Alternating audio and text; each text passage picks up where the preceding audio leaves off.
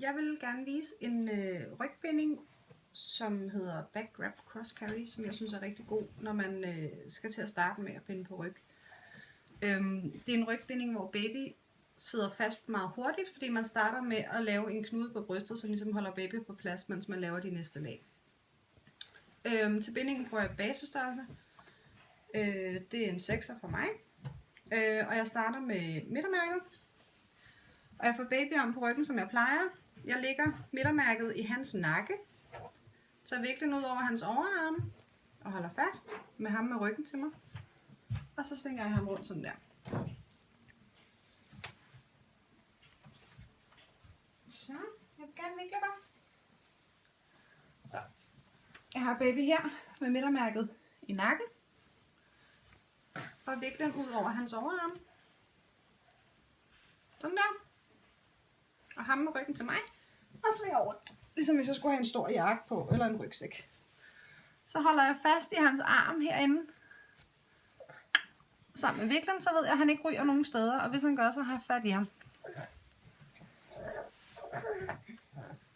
Så tager jeg viklen under min arm herover og stikker den ind mellem knæene, så den ikke ryger nogen steder. Og jeg tager viklen i den anden side under armen og holder spændingen, så han ligesom er trykket ind mod min ryg. Og den hale tager jeg også imellem knæene. Og læner mig godt forover, så han sidder på en hylde.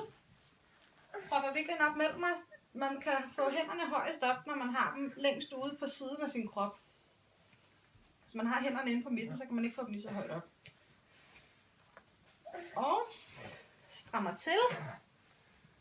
Og så kan jeg faktisk godt rejse mig op og lige mærke efter, om top rail og sådan strammet godt nok. Og jeg har ham her. Jeg har lavet sæder, så han ryger ikke ned.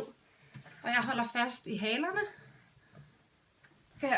Hvis jeg gerne vil have, han kommer lidt højere op, kan jeg prøve at møfle lidt, men man er lidt begrænset af, at den ikke kan komme så højt op i armhulerne.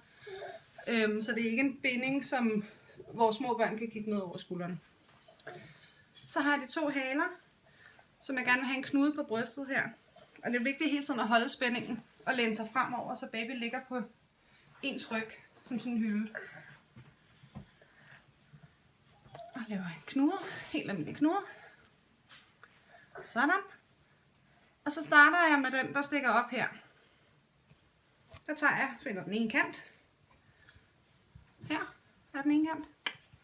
Det er lige meget om viklen den er snoet fra før, for det har alligevel været igennem en knude, ikke? Jeg har bundet knuden, så baby sidder der faktisk. Selvom jeg retter mig helt op. Det giver mig enormt meget frihed til at binde de næste lag som støtter. Jeg lægger viklen oven på min arm. Og har fat i den indenunder. Og fører den bag om ryggen. Og tager fat med den anden hånd. Så har jeg allerede viklen uden på hans ryg. Tager jeg armen ud af viklen. Lægger den op på skulderen. Så kan jeg lave håndklædetrækket for at få den godt op i nakken på ham. Sådan. Og lægger den op på skulderen. Og så vil jeg gerne lave et lægpas. Så jeg fører viklen over ryggen på ham og under hans modsatte fod. Og hiver den op imellem os. Ja. Hiver godt i bottom rail. Og hiver godt i top rail. Hvor er din sut hen, Lasse? Har du den i hånden? Ja, den er lige der jo. Sådan, så har jeg fået spredt viklen ud over hans ryg. Og taget den under den modsatte fod. Og den her ende, den stikker imellem knæene. Så tager jeg den anden side og gør præcis det samme. Jeg lægger viklen op på min arm. Fører den over og afleverer den. Og tager armen ud under viklen. Tager fat i top rail. Og laver håndklædetrækket. Kryds, kryds, kryds. Op over hans ryg. Og godt op i hans nakke, så han får noget støtte.